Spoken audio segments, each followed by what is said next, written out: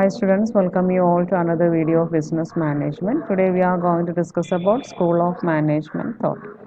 ഇതിന് മുമ്പത്തെ വീഡിയോസിൻ്റെ എല്ലാ ലിങ്കുകളും ഇതിൻ്റെ ഡിസ്ക്രിപ്ഷൻ ബോക്സിനകത്ത് നൽകിയിട്ടുണ്ട്. കൂടാതെ ചാനലിൻ്റെ പ്ലേലിസ്റ്റ് ടാപ്പ് ചെയ്താലും നിങ്ങൾക്ക് അവയെല്ലാം ലഭിക്കുന്നതാണ്.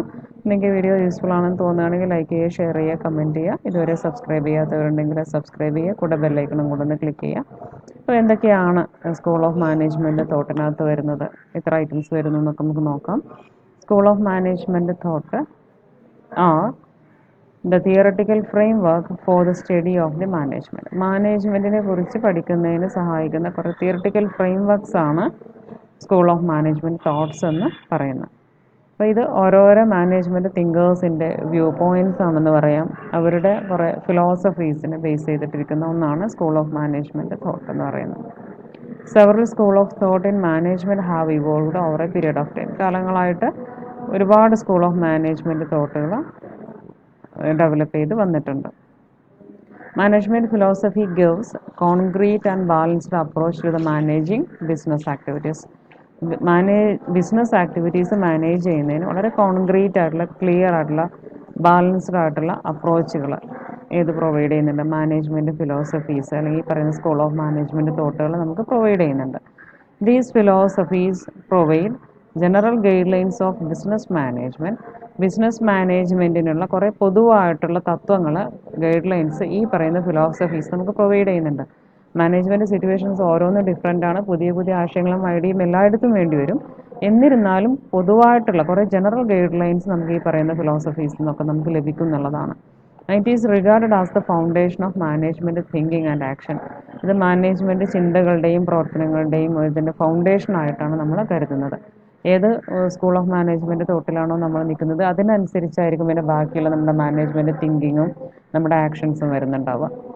അപ്പോൾ അതിനൊക്കെയുള്ളൊരു ബേസായിട്ട് നമുക്ക് ഈ സ്കൂൾ ഓഫ് മാനേജ്മെൻറ്റ് തോട്ട് അല്ലെങ്കിൽ ഈ പറയുന്ന ഫിലോസഫീസ് നമുക്ക് എടുക്കാവുന്നതാണ്.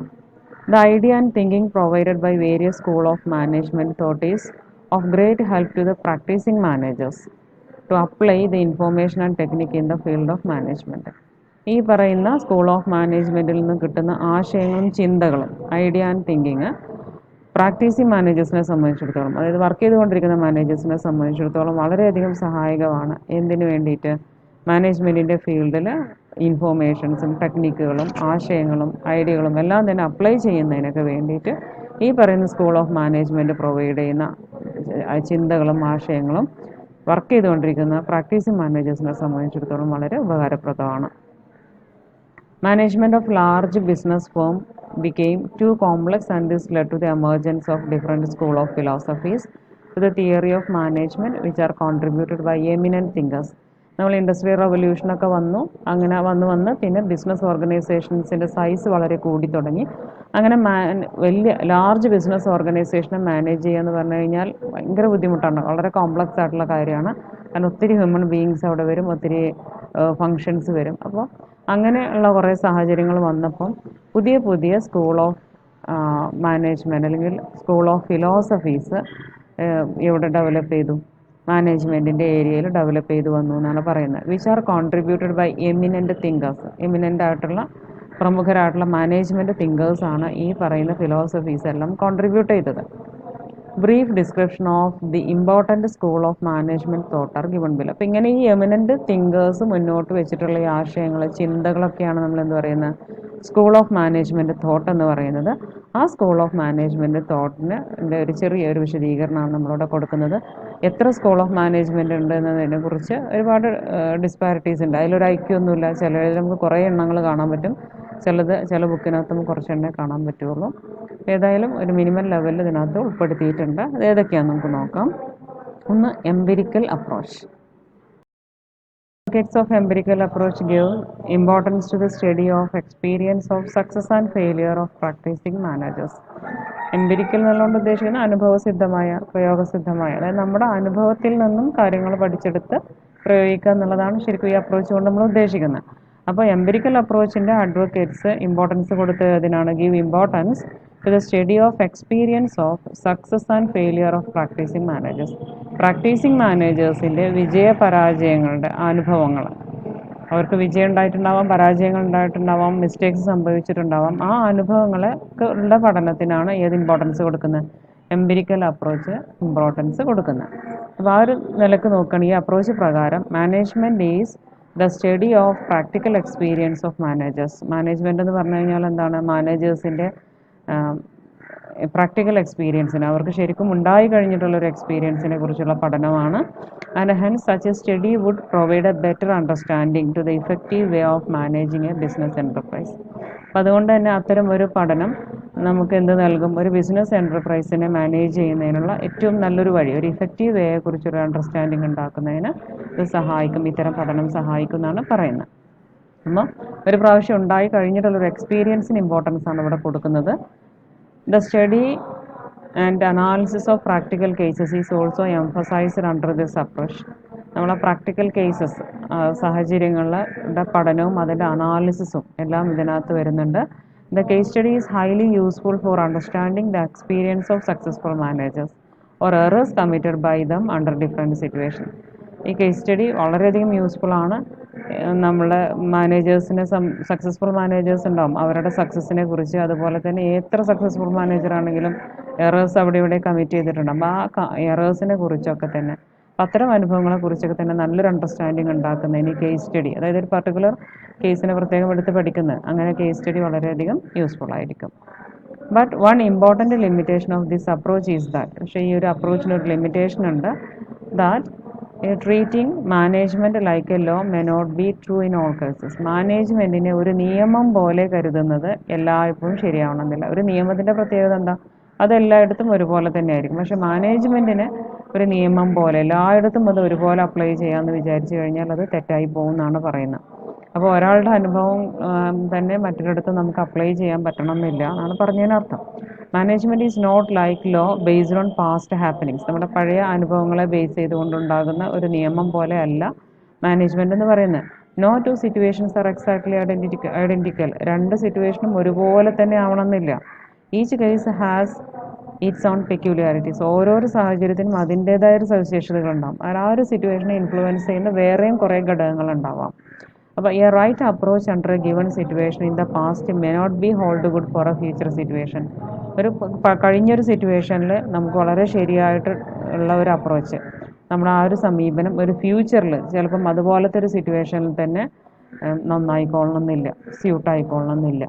അപ്പം എപ്പോഴും പഴയ അനുഭവത്തെ അതുപോലെ പുതിയൊരു സാഹചര്യത്തിലേക്കും കൊണ്ടുവരാൻ പറ്റില്ല എന്നാണ് ഇതിൻ്റെ ഒരു ലിമിറ്റേഷനായിട്ട് പറയുന്നത്. എല്ലാ സ്കൂൾ ഓഫ് മാനേജ്മെൻറ്റ് തോട്ടുകൾക്കും കുറേ പോസിറ്റീവ് സൈഡ്സും ഉണ്ട്, നെഗറ്റീവ് സൈഡ്സും ഉണ്ട്. എല്ലാം നമ്മൾ മനസ്സിലാക്കേണ്ടതുണ്ട്. ഇത് വളരെ ഇമ്പോർട്ടൻ്റ് ആണ്. എസ് എ ആയിട്ടൊക്കെ നമ്മൾ സാധാരണഗതിയിൽ മാനേജ്മെൻറ്റിൽ ചോദിക്കുന്ന ഒന്നാണ് സ്കൂൾ ഓഫ് മാനേജ്മെൻറ്റ് തോട്ട് എന്ന് പറയുന്നത്. Next, human behaviour approach. തീർച്ചയായിട്ടും പേര് കേട്ടാൽ തന്നെ അറിയാം നിങ്ങൾക്ക് എന്തിനായിരിക്കും ഇമ്പോർട്ടൻസ് കൊടുത്തിട്ടുണ്ടാവുക എന്നുള്ളത്. This approach therefore heavily concentrates on people aspect of management. മാനേജ്മെൻറ്റിലെ പീപ്പിൾ ആസ്പെക്റ്റിന്, അതായത് ഹ്യൂമൻ ബീയിങ്സിന് കോൺസെൻട്രേറ്റ് ചെയ്തിട്ടുള്ള അപ്രോച്ചാണ് ഹ്യൂമൻ ബിഹേവിയർ അപ്രോച്ച് എന്ന് പറയുന്നത്. Management is identified as getting things done through the people and with the people and hence the study of management should be focused on people and human relation. മാനേജ്മെൻറ്റിൻ്റെ definition നമുക്ക് എല്ലാവർക്കും അറിയാവുന്നതാണ്. ആളുകളിലൂടെ ആളുകളോട് ചേർന്ന് കാര്യങ്ങൾ ചെയ്തെടുക്കുന്ന ഒന്നാണ് എന്ത്? മാനേജ്മെൻറ്റ് എന്ന് പറയുന്നത്. അപ്പോൾ മാനേജ്മെൻറ്റ് എന്ന് പറയുന്ന സംഭവമേ അങ്ങനെയാണെന്നിരിക്കെ the study of management should be focused on. Management study തീർച്ചയായിട്ടും ഏതിലാണ് നമ്മൾ ഫോക്കസ് ചെയ്യേണ്ടത്? പീപ്പിൾ ആൻഡ് ഹ്യൂമൻ റിലേഷൻ, മനുഷ്യരിലും മാനുഷിക ബന്ധങ്ങളിലുമാണ് ഫോക്കസ് ചെയ്യേണ്ടത്. അതിനാണ് ഊന്നൽ കൊടുക്കേണ്ടത് എന്നുള്ളതാണ് ഈ ഇത്തരത്തിൽ ചിന്തിച്ചിട്ടുള്ള മാനേജ്മെൻറ്റ് തിങ്കേഴ്സ് പറയുന്നത്. The human behavior approach depended on various theories and techniques of other related social sciences like psychology, sociology and anthropology to the study of human behavior. Psychology, sociology, anthropology ഒക്കെ പോലത്തെ management related ആയിട്ടുള്ള social സയൻസുകൾ, അതിൽ നിന്നുള്ള കുറേ തിയറീസും ടെക്നിക്സും അങ്ങനെയൊക്കെ base ചെയ്തിട്ടാണ് human behaviour approach ഇരിക്കുന്നത്. എന്ന് വെച്ചാൽ ഈ പറയുന്ന സോഷ്യൽ സയൻസുകളിൽ നിന്നൊക്കെയുള്ള തിയറീസും ടെക്നിക്സും എല്ലാം തന്നെ ഇതിനകത്ത് അപ്ലൈ ചെയ്യുന്നുണ്ട്, ഹ്യൂമൻ ബിഹേവിയർ അപ്രോച്ചിനകത്ത് അപ്ലൈ ചെയ്യുന്നുണ്ട്. The advocates of this approach, ഈ അപ്രോച്ചിൻ്റെ വാദഗതിക്കാർ പറയുന്നത്, അവർ മാനേജ്മെൻറ്റിനെ വ്യൂ ചെയ്യുന്നത് as the direction of activities of group of people towards accomplishment of common objective. Common objective accomplish ചെയ്യുന്നതിന് വേണ്ടിയിട്ട് ഒരു കൂട്ടം ആളുകളുടെ പ്രയത്നങ്ങളെ നയിക്കുന്ന, ഡയറക്റ്റ് ചെയ്യുന്ന ഒന്നാണ് മാനേജ്മെൻറ്റ് എന്നാണ് ഇവർ പറയുന്നത്. It stress the idea of people should understand people. ആളുകൾ ആളുകളെ മനസ്സിലാക്കിയിരിക്കണം എന്ന ആശയത്തിനാണ് ഇത് ഊന്നൽ കൊടുക്കുന്നത്, സ്ട്രെസ് ചെയ്യുന്നത്. ഇപ്പം മാനേജേഴ്സ് എന്ന് കഴിഞ്ഞാൽ ടോപ്പ് ലെവൽ മാനേജ്മെന്റ് എന്ന് പറഞ്ഞു കഴിഞ്ഞാൽ എല്ലാവരും ഹ്യൂമൻ ബീയിങ്സ് തന്നെയാണ്, എല്ലാവരും ആളുകൾ തന്നെയാണ്. അവർ താഴെ ലെവലിലുള്ള ആളുകളെ അവർ കൺസിഡർ ചെയ്യണം, മനസ്സിലാക്കിയിട്ടുണ്ടാവണം. അപ്പോൾ ആളുകൾക്കാണ് ഇവിടെ ഇമ്പോർട്ടൻസ് കൊടുക്കുന്നത്. അപ്പോൾ motivation, individual drives, group relations, leadership, group dynamics etcetera are some of the relevant areas of study. ഈ ഒരു അപ്രോച്ച് പ്രകാരം നമ്മുടെ പ്രധാന പഠന മേഖല എന്ന് പറയുന്നത്, റെലവൻറ്റ് ഏരിയ എന്ന് പറയുന്ന ഈ പറയുന്ന ഐറ്റംസ് ഒക്കെയാണ്. ഇതെല്ലാം ഹ്യൂമൻ ബീയിങ്സുമായി ബന്ധപ്പെട്ട കാര്യങ്ങളാണ്. As per this approach manager is a leader and hence management is synonyms to leadership. ഈ അപ്രോച്ച് പ്രകാരം മാനേജർ എന്ന് പറയുന്നത് ഒരു ലീഡറാണ്. അതുകൊണ്ട് തന്നെ മാനേജ്മെൻറ്റ് എന്ന് പറയുന്നത് ഏതിന് തുല്യമായിട്ടാണ് കരുതുന്നത്? ലീഡർഷിപ്പിന് തുല്യമായിട്ടാണ് ഇവിടെ കരുതുന്നത്.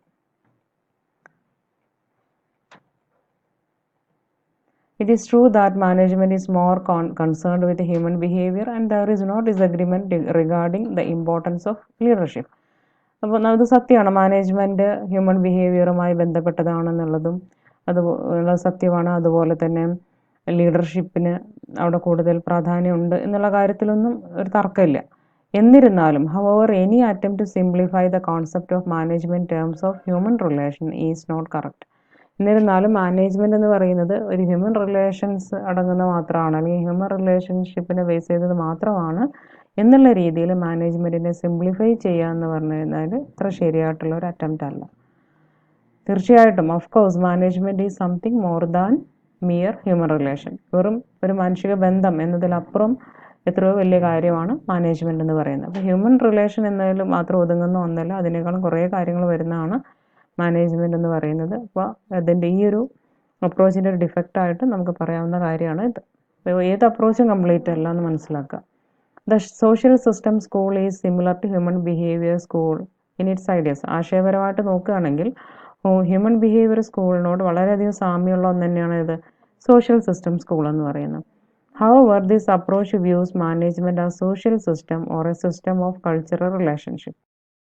മാനേജ്മെൻറ്റിനെ ഒരു സോഷ്യൽ സിസ്റ്റമായിട്ട് അല്ലെങ്കിൽ കൾച്ചറൽ റിലേഷൻഷിപ്പിൻ്റെ ഒരു സിസ്റ്റമായിട്ടാണ് ഈ അപ്രോച്ച് കാണുന്നത്. Approach identifies various social group. ഒരു ഓർഗനൈസേഷനകത്തുള്ള വിവിധ സോഷ്യൽ ഗ്രൂപ്പുകളെ ഈ ഒരു അപ്രോച്ച് ഐഡൻറ്റിഫൈ ചെയ്യുന്നു, കണ്ടെത്തുന്നു. And emphasises the need for corporation. ഒരു സഹകരണത്തിൻ്റെ ആവശ്യകതയ്ക്കാണ് ഈ ഒരു അപ്രോച്ച് ഊന്നൽ കൊടുക്കുന്നത്. അത് ഒറ്റയ്ക്ക് പറ്റില്ല. ഒരു കാര്യം ചെയ്യണമെങ്കിൽ ഒരു ഗ്രൂപ്പായിട്ട് ഒരു ഐക്യത്തോട് കൂടിയിട്ട് കാര്യങ്ങൾ ചെയ്യേണ്ടതുണ്ട്, ഒന്നിച്ച് നിൽക്കേണ്ടതുണ്ട് എന്നുള്ളതിന് ഊന്നൽ കൊടുക്കുന്ന ഒന്നാണിത്. In order to solve the biological, physical and social limitation of man and his environment. മനുഷ്യന് അയാളുടെ ചുറ്റുപാടുകൾക്കുള്ള ബയോളജിക്കലായിട്ടുള്ള, ഫിസിക്കലായിട്ടുള്ള, സോഷ്യലായിട്ടുള്ള ലിമിറ്റേഷൻസ് എന്തൊക്കെയുണ്ടോ അതെല്ലാം തന്നെ സോൾവ് ചെയ്യണമെങ്കിൽ കോപ്പറേഷൻ്റെ ആവശ്യകതയുണ്ട് എന്നുള്ളതിന്, അല്ലെങ്കിൽ കോപ്പറേഷൻ്റെ ആവശ്യകതയ്ക്ക് ഊന്നൽ കൊടുക്കുന്ന ഒന്നാണ് സോഷ്യൽ സിസ്റ്റം സ്കൂൾ എന്ന് പറയുന്നത്. അതായത് ഒരു ഗ്രൂപ്പായിട്ട് തന്നെയാണ് നിൽക്കേണ്ടത്, ആ ഒരു ഗ്രൂപ്പിനകത്തൊരു സഹകരണം വേണം എന്നൊക്കെ പറയുന്നതാണ് സോഷ്യൽ സിസ്റ്റം അപ്രോച്ച് എന്ന് പറയുന്നത്. അതിന് ഒരു സൊസൈറ്റി, ഒരു ഗ്രൂപ്പ് എന്ന് പറയുമ്പോൾ അതിനകത്ത് ഹ്യൂമൻ ബീയിങ്സ് തന്നെയാണ് വരുന്നത്. അതുകൊണ്ടാണ് ഹ്യൂമൻ ബിഹേവിയർ സ്കൂളിനോട് വളരെയധികം സാമ്യമുണ്ടെന്ന് പറയുന്നത്. പക്ഷേ ഓരോരോ വ്യക്തിയും ഒറ്റയ്ക്ക് എടുക്കുകയല്ല ഇവിടെ ചെയ്യുന്നത്, ഒരു ഗ്രൂപ്പായിട്ട് നിൽക്കുന്നതിൻ്റെ ഒരു സോഷ്യൽ സിസ്റ്റം, ഒരു സോഷ്യൽ ഗ്രൂപ്പിൻ്റെ ആവശ്യകതയെക്കുറിച്ചാണ് ഇവിടെ ഊന്നി പറയുന്നത്. The school of thought has made remarkable contributions in understanding organizational relationships, group relationships, and influence of informal organizations. The school of thought has made remarkable contribution. നമ്മുടെ ഇൻ അണ്ടർസ്റ്റാൻഡിങ് ഓർഗനൈസേഷൻ റിലേഷൻഷിപ്പ്, ഓർഗനൈസേഷനുകളിലെ ബന്ധങ്ങൾക്ക്, group relations, ഗ്രൂപ്പുകൾക്കിടയിലുള്ള ബന്ധങ്ങൾക്ക്, അതുപോലെ തന്നെ informal ഓർഗനൈസേഷൻ്റെ പ്രസക്തി, അതിൻ്റെ ഒരു influence, സ്വാധീനം എന്തുമാത്രം ഉണ്ട് എന്നതൊക്കെ മനസ്സിലാക്കുന്നതിലേക്ക് വളരെയധികം കോൺട്രിബ്യൂഷൻസ് ഈ ഒരു സ്കൂൾ ഓഫ് തോട്ട് നൽകിയിട്ടുണ്ട്. അതായത് ഇതിൻ്റെ ആവശ്യകതയെക്കുറിച്ചൊക്കെ നമ്മൾ ഈ ഒരു അപ്രോച്ചിലൂടെ നമ്മൾ തിരിച്ചറിഞ്ഞിട്ടുണ്ട് എന്നാണ് പറയുന്നത്. Subject to all conflicts and controversies, എല്ലാ തർക്കങ്ങൾക്കും ഇതിനൊക്കെ തന്നെ വിധേയമായിക്കൊണ്ട് the theory is useful to the practising managers to do the managing more effectively. ഇതിന് എതിർത്തൊക്കെ ഒരുപാട് വാദങ്ങളൊക്കെ ഉണ്ടെങ്കിൽ കൂടിയും പ്രാക്ടീസിങ് മാനേജേഴ്സിനെ സംബന്ധിച്ചിടത്തോളം വളരെ എഫിഷ്യൻ്റായിട്ട് മാനേജ് ചെയ്യണമെങ്കിൽ ഈ തിയറി വളരെയധികം യൂസ്ഫുൾ ആണ്. But it should be noted that the idea of viewing an organization as a social system alone couldn't be considered as management. പക്ഷേ ഓർഗനൈസേഷൻ എന്ന് പറഞ്ഞു കഴിഞ്ഞാൽ അതൊരു സോഷ്യൽ സിസ്റ്റം മാത്രമാണ് എന്നുള്ള രീതിയിൽ മാനേജ്മെൻറ്റിനെ കാണുക എന്ന് പറഞ്ഞു കഴിഞ്ഞാൽ അത് ശരിയായിട്ടുള്ള ഒരു ആശയമല്ല. അത് നമുക്ക് മാനേജ്മെൻറ്റിനെ അങ്ങനെ നമുക്ക് കൺസിഡർ ചെയ്യാൻ കഴിയില്ല. മാനേജ്മെൻറ്റ് എന്ന് പറയുമ്പോൾ സോഷ്യൽ സിസ്റ്റം അതിലൊക്കെ അപ്പുറമുള്ള ഒരു ടേം ആണെന്നാണ് പറയുന്നത്. Management science approach. Management science attempts to understand managerial problems and to provide suitable solutions by the application of scientific methodology. Managerial problems മനസ്സിലാക്കുന്നതിനും അതിന് സയൻറ്റിഫിക് മെത്തഡോളജിയുടെ അപ്ലിക്കേഷനിലൂടെ സ്യൂട്ടബിൾ സൊല്യൂഷൻസ് പ്രൊവൈഡ് ചെയ്യുന്നതിനും മാനേജ്മെൻറ്റ് സയൻസ് അപ്രോച്ച് ശ്രമിക്കുന്നു എന്നാണ് പറയുന്നത്. It includes all scientific research efforts intended to solve and understand management problems. Management problems മനസ്സിലാക്കുന്നതിനും solve ചെയ്യുന്നതിനും ഉദ്ദേശിച്ചുകൊണ്ടുള്ള എല്ലാ ശാസ്ത്രീയ ഗവേഷണ പ്രയത്നങ്ങളും സയൻറ്റിഫിക് റിസർച്ച് എഫേർട്സും ഈ മാനേജ്മെൻറ്റ് സയൻസ് അപ്രോച്ചിനകത്ത് വരുന്നു എന്നാണ് പറയുന്നത്. ഉൾപ്പെടുന്ന ഒന്നാണ് മാനേജ്മെൻറ്റ് സയൻസ് അപ്രോച്ച് നമുക്ക് മറ്റൊരു വിധത്തിൽ പറയാം. This school proves A quantitative basis for decision making. ഇത് ഡിസിഷൻ മേക്കിങ്ങിന് ഒരു ക്വാണ്ടിറ്റേറ്റീവ് ബേസ് ഉണ്ടെന്ന് ഈ ഒരു സ്കൂൾ ഓഫ് മാനേജ്മെൻറ്റ് പ്രൂവ് ചെയ്യുന്നുണ്ട്. Management of decision making is A logical process. Management അല്ലെങ്കിൽ നമുക്കതിന് ഡിസിഷൻ മേക്കിംഗ് എന്ന് പറയാം അല്ലേ, അതൊരു ലോജിക്കൽ പ്രോസസ്സാണ്. And it can be expressed in terms of mathematical symbols and relationship. അതിനെ നമുക്ക് മാത്തമാറ്റിക്കൽ സിമ്പിൾസ് ആൻഡ് റിലേഷൻഷിപ്പ് ഉപയോഗിച്ചുകൊണ്ട് എക്സ്പ്രസ് ചെയ്യാനും കൂടെ സാധിക്കുമെന്നാണ് ഈ ഒരു അപ്രോച്ചുകാർ പറയുന്നത്.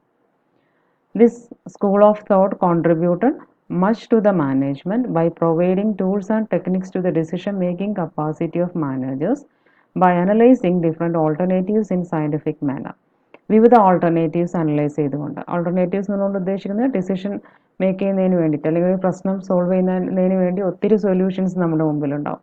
അവയെ നമുക്ക് ഓൾട്ടർനേറ്റീവ്സ് എന്ന് പറയും. അതെല്ലാം നമുക്ക് അപ്ലൈ ചെയ്യാൻ പറ്റണമെന്നില്ല. അപ്പോൾ ഓൾട്ടർനേറ്റീവ്സിനെല്ലാം തന്നെ വളരെ സയൻറ്റിഫിക് ആയിട്ട് അനലൈസ് ചെയ്തുകൊണ്ട് അതിലൂടെ കുറേ ടൂൾസ് ആൻഡ് ടെക്നിക്സ് ഡെവലപ്പ് ചെയ്ത് മാനേജേഴ്സിൻ്റെ ഡിസിഷൻ മേക്കിംഗ് കപ്പാസിറ്റിക്ക് വേണ്ട ടൂൾസ് ആൻഡ് ടെക്നിക്സ് എല്ലാം തന്നെ പ്രൊവൈഡ് ചെയ്തുകൊണ്ട് മാനേജ്മെൻറ്റിലേക്ക് നല്ലൊരു കോൺട്രിബ്യൂഷൻ ഈ പറയുന്ന അപ്രോച്ച് ഈ ഒരു school of management thought contribute ചെയ്തിട്ടുണ്ട്, പ്രൊവൈഡ് ചെയ്തിട്ടുണ്ട് എന്നാണ് പറയുന്നത്. അപ്പോൾ ഈ ഒരു സ്കൂൾ ഓഫ് മാനേജ്മെൻറ്റ് തോട്ട് മാനേജ്മെൻറ്റിലേക്ക് ഒരുപാട് കോൺട്രിബ്യൂഷൻസ് നൽകുന്നുണ്ട്. These methods are rather useful in solving the physical problems of management such as production and inventory control. Production അതുപോലെ ഇൻവെൻട്രി കൺട്രോളൊക്കെ പോലത്തെ ഫിസിക്കൽ പ്രോബ്ലംസ് സോൾവ് ചെയ്യുന്നതിന് ഇത്തരം മെത്തേഡ്സ് വളരെയധികം യൂസ്ഫുൾ ആണ്. അതായത് ഈ മാനേജ്മെൻറ്റ് സയൻസ് മുന്നോട്ട് വെക്കുന്ന മെത്തേഡ്സ് വളരെയധികം യൂസ്ഫുൾ ആണ്. Management science approach in reality is not a separate tool of management theory but it provides some powerful techniques to the management. Management science approach എന്ന് പറയുന്നത് ശരിക്കും ഒരു സെപ്പറേറ്റ് സ്കൂൾ ഓഫ് മാനേജ്മെൻറ്റ് അല്ല യഥാർത്ഥത്തിൽ, പക്ഷേ അത് മാനേജ്മെൻറ്റിന് ഒരുപാട് പവർഫുൾ ടെക്നിക്സ് പ്രൊവൈഡ് ചെയ്യുന്നുണ്ടെന്നാണ് പറയുന്നത്. System approach. Another important school of thought is approaching an organisation as A system. മറ്റൊരു പ്രധാനപ്പെട്ട സ്കൂൾ ഓഫ് തോട്ടാണ് ഒരു ഓർഗനൈസേഷൻ ഒരു സിസ്റ്റം എന്ന നിലയിൽ അപ്രോച്ച് ചെയ്യുക എന്ന് പറയുന്നത്. അതിനെ നമുക്ക് സിസ്റ്റം അപ്രോച്ച് എന്ന് പറയാം. ഒരു കമ്പ്യൂട്ടർ സിസ്റ്റം, അതിൻ്റെ ഒരു സംവിധാനം ആലോചിച്ചാൽ അറിയാലോ, പല പല കോമ്പണൻസ് കൂടി ചേർന്ന് അത് ഒരുമിച്ച് വർക്ക് ചെയ്യുമ്പോൾ മാത്രം നമുക്ക് ഇഫക്റ്റീവായിട്ട് റിസൾട്ട് കിട്ടുന്ന ഒന്നാണ് ഒരു സിസ്റ്റം എന്ന് പറയുന്നത്. A system is said to be a set of elements join together for a common objective. ഒരു പൊതുവായ ലക്ഷ്യത്തിന് വേണ്ടിയിട്ട് ഒരുമിച്ച് ചേർത്ത് വെച്ചിട്ടുള്ള ഒരു കൂട്ടം എലമെൻസിനെയാണ് നമ്മൾ സിസ്റ്റം എന്ന് പറയുന്നത്. System is composed of small elements known as sub systems that are inter dependent and inter related. ചെറിയ ചെറിയ എലമെൻറ്റുകൾ ചേർത്തിട്ടുണ്ടാകുന്നതാണ് ഒരു സിസ്റ്റം എന്ന് പറയുന്നത്. ആ സ്മോൾ എലമെൻസിന് നമ്മൾ പറയുന്ന പേരാണ് സബ് സിസ്റ്റംസ്. അപ്പോൾ കുറേ സബ് സിസ്റ്റംസ് ചേർന്നിട്ടാണ് ഒരു സിസ്റ്റം ഉണ്ടാകുന്നത്. ആ സബ് സിസ്റ്റംസ് അല്ലെങ്കിൽ ആ എലമെൻറ്റ്സ് എല്ലാം തന്നെ എന്തായിരിക്കും, ഇൻ്റർ ഡിപ്പെൻഡൻ്റ് ആയിരിക്കും, ഇൻ്റർ റിലേറ്റഡ് ആയിരിക്കും, ഒന്നൊന്നിനെ ആശ്രയിക്കുന്നതായിരിക്കും, പരസ്പര ബന്ധമുള്ളതായിരിക്കും. അപ്പോൾ കമ്പ്യൂട്ടറിലെ ഓരോരോ ഭാഗങ്ങൾ തന്നെ നമുക്കറിയാം, കീബോർഡ് ആണെങ്കിലും മോണിറ്റർ ആണെങ്കിലും CPU ആണെങ്കിലും ഒക്കെ ഒന്നൊന്നിനെ ഡിപ്പെൻഡ് ചെയ്തതാണ്, ഒന്നൊന്നിനെ റിലേറ്റ് ചെയ്തതാണ്. ഏതെങ്കിലും ഒന്ന് പ്രവർത്തനം മുടക്കി കഴിഞ്ഞാൽ അത് മൊത്തത്തിൽ പ്രവർത്തിക്കാതിരിക്കും, അല്ലെങ്കിൽ വിചാരിച്ച റിസൾട്ട് നമുക്ക് കിട്ടാതെ പോകും എന്നുള്ളതാണ്. This approach is based on the idea that an organization is studied in detail and decisions are taken for each subsystem, which in turn is in conformity with the total system. ഈ approach base ചെയ്തിരിക്കുന്ന idea എന്ന് പറയുന്നത് an organisation is studied in detail. ഒരു organisation എന്ന് പറയുന്ന ഒരു സിസ്റ്റമാണ്. അതിനകത്ത് കുറേ സബ്സിസ്റ്റംസ് ഉണ്ട്. അപ്പോൾ അതുകൊണ്ട് ഒരു ഓർഗനൈസേഷൻ നമ്മൾ എന്തായിട്ട് പഠിക്കണം, ഡീറ്റെയിൽ ആയിട്ട് പഠിക്കണം. ആ decisions are taken for each subsystem. ഓരോ സബ്സിസ്റ്റം അതിൻ്റേതായ ഫീച്ചേഴ്സ് ഉണ്ടായിരിക്കും. അപ്പോൾ ഓരോരോ സബ്സിസ്റ്റത്തിനും മാച്ച് ആയിട്ടുള്ള ഡിസിഷൻസ് എടുക്കുകയും വേണം എന്നാണ് പറയുന്നത്. Which in turn is in conformity with total system. അങ്ങനെ ഓരോരോ സബ്സിസ്റ്റത്തിനും നമ്മൾ സെപ്പറേറ്റ് ഡിസിഷൻസ് എടുത്തിട്ട് അത് ഏതിനോട് മാച്ച് ആവുന്ന രീതിയിലും കൂടെ ആവണം, ടോട്ടൽ സിസ്റ്റത്തിന് മാച്ച് ആവുന്ന രീതിയിലും കൂടെ ആയിരിക്കണം. അതായത് ടോട്ടൽ സിസ്റ്റത്തിൻ്റെ പർപ്പസിലേക്ക് എത്തക്ക രീതിയിൽ വേണം ഓരോ സിസ്റ്റത്തിലും ഡിസിഷൻസ് എടുക്കാൻ. If the subsystem are integrated through communication network, the overall efficiency for the whole system can be achieved. ഈ സബ്സിസ്റ്റംസ് എല്ലാം തന്നെ ശരിയായൊരു കമ്മ്യൂണിക്കേറ്റഡ് നെറ്റ്വർക്കിലൂടെ ഇൻ്റഗ്രേറ്റ് ചെയ്തിട്ടുണ്ട് എങ്കിൽ the overall efficiency for the whole system can be achieved. ആ ഒരു മൊത്തം സിസ്റ്റത്തിൻ്റെ മൊത്തത്തിലുള്ളൊരു എഫിഷ്യൻസി, ഓവറോൾ എഫിഷ്യൻസി നമുക്ക് നേടിയെടുക്കാൻ സാധിക്കും. Here the attention is paid towards the effectiveness of the whole organisation rather than the effectiveness of departments or subsystems. ഇപ്പോൾ നമ്മൾ computer സിസ്റ്റമാണ്, അതിൻ്റെ സബ്സിസ്റ്റം ആണെന്നൊക്കെ പറഞ്ഞു. ഓർഗനൈസേഷനെ നമുക്കൊരു സിസ്റ്റമായിട്ട് ആലോചിച്ച് കഴിഞ്ഞാൽ ഓർഗനൈസേഷൻ എന്ന് പറയുന്നത് മൊത്തത്തിലൊരു സിസ്റ്റം, അതിൽ കുറേ സബ്സിസ്റ്റംസ് ആയിട്ട് വരുന്നതാണ് ഓരോരോ ഡിപ്പാർട്ട്മെൻറ്റുകൾ. Production department, purchasing department, marketing department. ആ ഒരു പ്രൊഡക്ഷൻ ഡിപ്പാർട്ട്മെൻറ്റിൽ തന്നെ പല സൂപ്പർവൈസേഴ്സ്, അങ്ങനെ ഓരോരോ കാറ്റഗറി ആയിട്ട് നമ്മളിങ്ങനെ വരുന്നുണ്ട്. അപ്പോൾ അങ്ങനെ ഒരു ഓർഗനൈസേഷനിൽ മൊത്തത്തിലുള്ള ഇഫക്റ്റീവ്നെസ്സിനാണ് ഇവിടെ ഇമ്പോർട്ടൻസ് കൊടുക്കുന്നത്, അല്ലാതെ ഓരോരോ സബ്സിസ്റ്റംസിനല്ല. എന്ന് വെച്ചാൽ സബ്സിസ്റ്റംസിന് ഇഫക്റ്റീവ്നെസ് വേണ്ടാന്നല്ല, അവിടെയൊക്കെ ഇഫക്റ്റീവായി വരുമ്പോൾ തന്നെയാണ് ഒരു ഓർഗനൈസേഷന് മൊത്തത്തിലൊരു ഇഫക്റ്റീവ് റിസൾട്ട് ഉണ്ടാക്കാൻ സാധിക്കുന്നത്. അപ്പം ഇവിടെ ഓരോരോ ഏരിയയിൽ നമ്മൾ ഡിസിഷൻ എടുക്കുമ്പോഴും നമ്മളുടെ ഉദ്ദേശം എന്ന് പറയുന്നത് ആ ഒരു ഓൾ ഓർഗനൈസേഷന് ഇഫക്റ്റീവായിട്ടുള്ള റിസൾട്ട് കൊണ്ടുവരിക എന്നുള്ളത് തന്നെ ആയിരിക്കണം എന്നാണ് ഇവിടെ ഒന്ന് ഊന്നി പറയുന്നത്. The introduction of computers in the decision-making process contributed a lot in populating the system approach in management.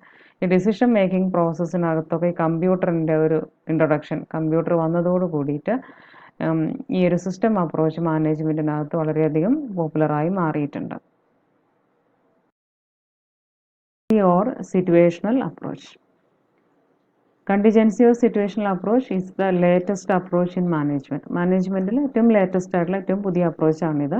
This school of thought has developed on the idea that there is no single best method to find solution to managerial problems. ഈ ഒരു school of thought develop ചെയ്തിരിക്കുന്നത് ഏത് ആശയത്തിൻ്റെ മുകളിലാണെന്ന് വെച്ച് കഴിഞ്ഞാൽ, അതായത് ഏത് ആശയമാണ് ഇത് മുന്നോട്ട് വെക്കുന്നത് എന്ന് വെച്ച് കഴിഞ്ഞാൽ, there is no single best method to find solution to managerial problems. Managerial പ്രോബ്ലംസിന് ഒരു സൊല്യൂഷൻ കണ്ടെത്തുന്നതിന് ഒരു സിംഗിൾ ബെസ്റ്റ് മെത്തേഡ് ഇല്ല. അതായത് ഒരൊറ്റ മെത്തേഡ്, ഇന്ന മെത്തേഡ് നിങ്ങൾ അപ്ലൈ ചെയ്തോളൂ എന്ന് പറഞ്ഞിട്ട് എവിടെയും മാനേജേഴ്സിന് ഒരു സിംഗിൾ ബെസ്റ്റ് മെത്തേഡ് മാനേജ്മെൻറ്റിന് നൽകാൻ കഴിയില്ല.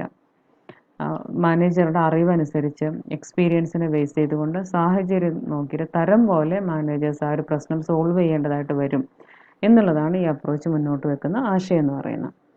The whole body of management knowledge should be practised by the managers. ആ മുഴുവൻ മാനേജ്മെൻറ്റ് നോളജും മാനേജേഴ്സ് പ്രാക്ടീസ് ചെയ്യേണ്ടതായിട്ട് വരും. Selectively and according to the need and circumstances of each case. ഓരോരോ പ്രശ്നത്തിൻ്റെയും ഓരോരോ കേസിൻ്റെയും സാഹചര്യം അനുസരിച്ച് അതിൻ്റെ ആവശ്യം അറിഞ്ഞുകൊണ്ട് സെലക്റ്റീവായിട്ട് അവരുടെ മുഴുവൻ മാനേജ്മെൻറ്റ് നോളജും അവർ അപ്ലൈ ചെയ്യേണ്ടതായിട്ട് വരും എന്നാണ് പറയുന്നത്. In other words, the principles and practices of management should be applied സിറ്റുവേഷനിൽ. മറ്റൊരു വാക്കിൽ പറയുകയാണെങ്കിൽ മാനേജ്മെൻറ്റിൻ്റെ പ്രിൻസിപ്പിൾസും പ്രാക്ടീസസും അനുഭവ സമ്പത്തും എല്ലാം തന്നെ സിറ്റുവേഷൻ അനുസരിച്ച് സാഹചര്യം നോക്കിയിട്ട് അപ്ലൈ ചെയ്യേണ്ടതായിട്ട് വരും. The management knowledge which can be applied successfully under a particular situation may not be hold good for a different situation. നമ്മുടെ ഒരു അറിവ്, മാനേജ്മെൻറ്റ് നോളജ്, അതായത് നമ്മൾ ഒരു സിറ്റുവേഷൻ വളരെ സക്സസ്ഫുള്ളി ആയിട്ട് നമ്മൾ അപ്ലൈ ചെയ്തിട്ടുണ്ടായിരുന്നു, അത് നമുക്ക് മറ്റൊരു സിറ്റുവേഷനിൽ അതുപോലെ സക്സസ്ഫുൾ ആയിട്ട് അപ്ലൈ ചെയ്യാൻ സാധിച്ചോളണമെന്നില്ല. ഒരു സമയത്ത് നല്ലൊരു സൊല്യൂഷനായിട്ട് വർക്ക് ചെയ്ത ഒരു ഡിസിഷൻ അതുപോലെ തന്നെ സാമ്യമുള്ള മറ്റൊരു സിറ്റുവേഷനിൽ നല്ലൊരു തീരുമാനമായിട്ട് വർക്ക് ചെയ്തോളണമെന്നില്ല. Functional, behavioural, quantitative and system tools of management should be applied according to the demand of the situation. സിറ്റുവേഷൻ്റെ ആവശ്യകത അനുസരിച്ച് ഫങ്ഷണൽ ആയിട്ടുള്ള, behavioural, quantitative, system tools of management എല്ലാം തന്നെ ഉപയോഗിക്കേണ്ടതായിട്ട് വരും. Operational approach. Operational School of Management thought recognizes the existence of a centralized body of knowledge for the management. മാനേജ്മെൻറ്റിന് വേണ്ടിയിട്ട് ഒരു സെൻട്രലൈസ്ഡ് ബോഡി ഓഫ് നോളജ് നിലനിൽക്കുന്നുണ്ട് എന്നുള്ളതാണ് ഈ ഒരു school of management thought recognise ചെയ്യുന്നത്. It also borrows relevant knowledge from other disciplines. മറ്റ് പഠനശാഖകളിൽ നിന്നും മാനേജ്മെൻറ്റിന് ആവശ്യമായിട്ടുള്ള നോളജുകൾ ഇത് ബോറോ ചെയ്യുന്നുണ്ട്, കടമെടുക്കുന്നുണ്ട്. Coons and O'Donnell are the advocates of operational approach to the management. Operational അപ്രോച്ചിൻ്റെ അഡ്വക്കേറ്റ്സ് അത് മുന്നോട്ട് വെച്ച ആളുകൾ എന്ന് പറയുന്നത് കോൺസ് ആൻഡ് ഒഡോണൽ ആണ്. This approach also treats the management as universal. ഈ അപ്രോച്ച് മാനേജ്മെൻറ്റ് യൂണിവേഴ്സൽ ആണെന്ന് കൂടെ പറയുന്നുണ്ട്. യൂണിവേഴ്സൽ എന്നുള്ളതുകൊണ്ട് ഉദ്ദേശിക്കുന്നത് എന്താണ്? ലോകത്തെ എല്ലായിടത്തും ഉപയോഗിക്കുന്നു എന്നാണോ? അത് മാത്രമല്ല, എല്ലാ തരത്തിലുള്ള ഓർഗനൈസേഷനുകളും, അത് എല്ലാ ഫീൽഡിലും, അത് ഓർഗനൈസേഷൻ ആയിക്കോട്ടെ, ഓഫീസ് ആയിക്കോട്ടെ, എല്ലായിടത്തും ഒരുപോലെ ഉപയോഗിക്കുന്നു എന്നാണ് ഉദ്ദേശിച്ചത്. Management is not confined to any particular office or organisation. ഏതെങ്കിലും ഒരു ഓഫീസിലോ ഏതെങ്കിലും ഒരു ഓർഗനൈസേഷനിലോ ഒതുങ്ങി നിൽക്കുന്ന ഒന്നല്ല മാനേജ്മെൻറ്റ്. മാനേജ്മെൻറ്റ് എന്ന് പറയുന്നത് യൂണിവേഴ്സലാണ്. എല്ലാ മേഖലകളിലും അത് ഉണ്ട്, നിലനിൽക്കുന്നുണ്ട് എന്നാണ് പറയുന്നത്. The body of knowledge of management is applicable in all types of organization, whether government or private, social or religious. Government സ്ഥാപനം ആയിക്കോട്ടെ, പ്രൈവറ്റ് സ്ഥാപനം ആയിക്കോട്ടെ, ഒരു സോഷ്യൽ ഓർഗനൈസേഷൻ ആയിക്കോട്ടെ, ഒരു റിലീജിയസ് സംഘടന ആയിക്കോട്ടെ, എല്ലായിടത്തും മാനേജ്മെൻറ്റിൻ്റെ നോളജ് നമുക്ക് അപ്ലൈ ചെയ്യാവുന്നതാണ്. At the same time, this approach also explains that the environment in which managers operates are quite different and hence the problems of managers are also different. പിന്നെ ഈ ഒരു അപ്രോച്ച് മുന്നോട്ട് വെക്കുന്ന മറ്റൊരു കാര്യം എന്ന് പറയുന്നത്, ഓരോ മാനേജേഴ്സും ഓപ്പറേറ്റ് ചെയ്യുന്ന എൻവയോൺമെൻറ്റ് എന്ന് പറയുന്നത്, അത് അവരുടെ സാഹചര്യം എന്ന് പറയുന്നത് ആർ ക്വൈറ്റ് ഡിഫറെൻറ്റ്, ഓരോരുത്തരുടെയും ഡിഫറെൻ്റ് ആണ്. And hence the problem of managers are also different. അതുകൊണ്ട് തന്നെ മാനേജേഴ്സിൻ്റെ പ്രശ്നങ്ങളും എന്താണ്? ഡിഫറെൻ്റ് ആണ്. അപ്പോൾ നമ്മുടെ ചുറ്റുപാടിനനുസരിച്ചാണ് ആ ഒരു പ്രോബ്ലത്തിൻ്റെ സീരിയസ്നെസ്സും മറ്റും നിലനിൽക്കുന്നത്. അപ്പോൾ ഈ ഒരു അപ്രോച്ചിനകത്ത് നമ്മൾ മൂന്നോളം കാര്യങ്ങൾ പറഞ്ഞു. ഒന്ന്, ഒരു സെൻട്രലൈസ്ഡ് ബോഡി ഓഫ് നോളജ് മാനേജ്മെൻറ്റിന് നിലനിൽക്കുന്നുണ്ട് എന്ന് ഈ ഒരു അപ്രോച്ച് റെക്കഗ്നൈസ് ചെയ്യുന്നുണ്ട്.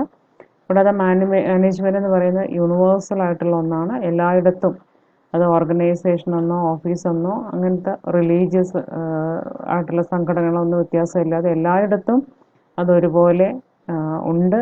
എല്ലായിടത്തും മാനേജ്മെൻറ്റ് പ്രിൻസിപ്പിൾസും മറ്റും നമുക്ക് അപ്ലൈ ചെയ്യാൻ പറ്റും എന്നാണ് പറയുന്നത്. അതോടൊപ്പം തന്നെ മാനേജേഴ്സിൻ്റെ സിറ്റുവേഷൻ അനുസരിച്ച് ആയിരിക്കും അവരുടെ പ്രോബ്ലംസ് ഇരിക്കുന്നത്. ഓരോരോ മാനേജറുടെയും എൻവയോൺമെൻറ്റ് എന്ന് പറയുന്നത് വ്യത്യസ്തമായിരിക്കും. അതുകൊണ്ട് തന്നെ അവർ ഫേസ് ചെയ്യുന്ന പ്രോബ്ലംസ് വ്യത്യസ്തമായിരിക്കും. ആ ഒരു എൻവയോൺമെൻറ്റിനെ പരിഗണിച്ച് കൊണ്ട് വേണം അവരുടെ നോളജ് അവർ അപ്ലൈ ചെയ്യാനും അതിനൊരു സൊല്യൂഷൻ കണ്ടെത്താനെന്നുമാണ് ഈ ഒരു അപ്രോച്ചിനകത്ത് പറയുന്നത്. ദെൻ നമ്മൾ എല്ലാ സ്കൂൾ ഓഫ് മാനേജ്മെൻറ്റ് തോട്ട്സും പറഞ്ഞു കഴിഞ്ഞു. ഇനി ഇതിൽ ഏതാണ് ബെസ്റ്റ് സ്കൂൾ ഓഫ് തോട്ട് എന്നുള്ളത് ചോദിച്ചു കഴിഞ്ഞാൽ, from the foregoing discussion one may raise a question which school of thought is best, അല്ലേ? തീർച്ചയായിട്ടും ഇത്രയും കേട്ട സ്ഥിതിക്ക് നിങ്ങൾ ആരാണെങ്കിലും ചോദിക്കും ഏതാണ് ഏറ്റവും നല്ല സ്കൂൾ ഓഫ് തോട്ട് എന്ന്. The answer is very simple. No school of thought is individually the best. Answer ഇത്ര തന്നെ ഉള്ളൂ. ഒന്നും ഒറ്റയ്ക്ക് എടുത്തു കഴിഞ്ഞാൽ ആരും ബെസ്റ്റ് അല്ല. ഇതിൽ ഒരു തോട്ട് മാത്രം എടുത്തുകൊണ്ട് നമുക്ക് നമ്മുടെ കാര്യങ്ങൾ ചെയ്യാൻ പറ്റില്ല. All the school of thought have some relevance in one way or other. എല്ലാ സ്കൂൾ ഓഫ് തോട്ടിലുള്ള ആളുകൾ പറഞ്ഞിരിക്കുന്നതും ശരി തന്നെയാണ്. അത് ഒരു തരത്തിൽ അല്ലെങ്കിൽ മറ്റൊരു തരത്തിൽ ഓരോരുത്തരുടെ വ്യൂ പോയിന്റും കറക്റ്റാണ്. പക്ഷേ ഒരു ആംഗിളിൽ നിന്ന് മാത്രം കണ്ടു എന്നുള്ളത് മാത്രമാണ് ഓരോ സ്കൂൾ ഓഫ് തോട്ടിൻ്റെയും ഒരു ഡിഫക്റ്റ് എന്ന് പറയുന്നത്. Each school of thought expresses one view or aspect of the dynamic process of management and hence it tells only a part of the story. എല്ലാവരും ഇതിൻ്റെ ഏതെങ്കിലും ഒരു ആസ്പെക്റ്റിൽ നിന്നുകൊണ്ട് മാത്രം അതിനെ വിശദീകരിക്കുകയാണ് ചെയ്തത്. അതുകൊണ്ട് തന്നെ അതിൻ്റെ ഒരു പാർട്ടിനെ കുറിച്ച് മാത്രമാണ് അവർ പറഞ്ഞതെന്ന് മാത്രം. Therefore, the ideal approach is to see the management as a dynamic system in which the view of every school is incorporated. അപ്പോൾ ഏറ്റവും നല്ലൊരു രീതി എന്ന് പറയുന്നത് മാനേജ്മെൻറ്റിൻ്റെ ഒരു ഡൈനാമിക് സിസ്റ്റമായിട്ട് കരുതുകയും എന്നിട്ട് എല്ലാ സ്കൂൾ ഓഫ് തോട്ടിനെയും അതിനകത്ത് ഇൻകോപ്പറേറ്റ് ചെയ്യുകയും ചെയ്യാന്നുള്ളതാണ്. ഈ പറയുന്ന എല്ലാത്തിൽ നിന്നും വേണ്ട കാര്യങ്ങൾ എടുത്തുകൊണ്ട് മാനേജ്മെൻ്റ് ഒരു ഡൈനാമിക് സിസ്റ്റമാണ് എന്നുള്ളത് മനസ്സിലാക്കിക്കൊണ്ട് പ്രവർത്തിക്കുന്നതായിരിക്കും നല്ലതെന്നാണ് പറയുന്നത്. അപ്പോൾ ഇത്രയാണ് നമുക്ക് സ്കൂൾ ഓഫ് മാനേജ്മെൻറ്റ് തോട്ടിനെ കുറിച്ച് പറയാനുള്ളത്. ഇമ്പോർട്ടൻ്റ് ആണ്, എസ് എ ആയിട്ടൊക്കെ നമ്മൾ വന്ന് കാണുന്നതാണ്. അപ്പോൾ നിങ്ങൾക്ക് യൂസ്ഫുൾ ആണെന്ന് തോന്നുകയാണെങ്കിൽ ലൈക്ക് ചെയ്യുകയും ഷെയർ ചെയ്യുകയും കൂടെ ചെയ്യണം. നിങ്ങളുടെ കമൻറ്റുകളും കൂടെ താഴെ കൊടുക്കുക. അതിനനുസരിച്ച് വേണ്ട കാര്യങ്ങൾ നമുക്ക് അതിനകത്ത് ഉൾപ്പെടുത്തിയിട്ട് പറയാം. നെക്സ്റ്റ് വീഡിയോയിൽ കാണാം. Till then bye.